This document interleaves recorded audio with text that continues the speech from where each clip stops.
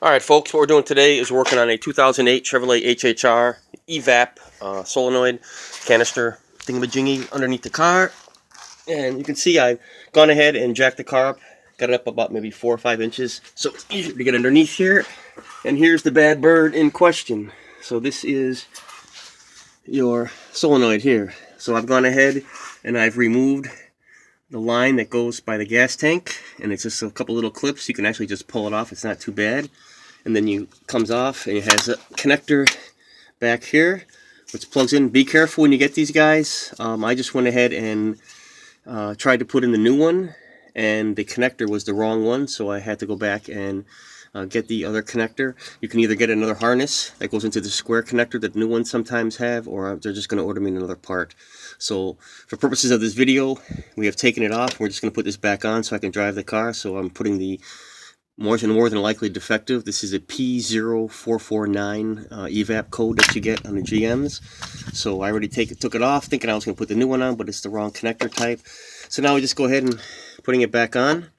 Same procedure.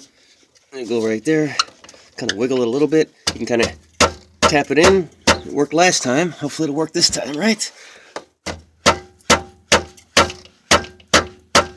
There we go. All right. So that clip is in place. See the clip right there?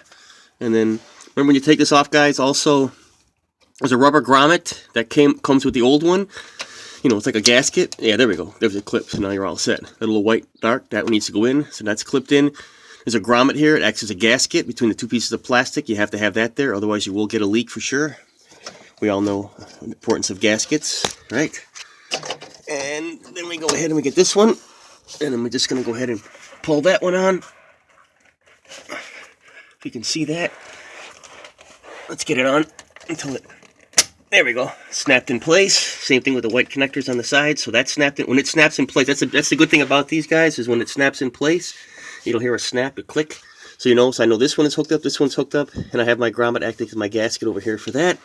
So that's all set. But when you buy the newer part, sometimes the newer parts don't come with this. So when I initially put the newer one on, that's when I first noticed something was wrong.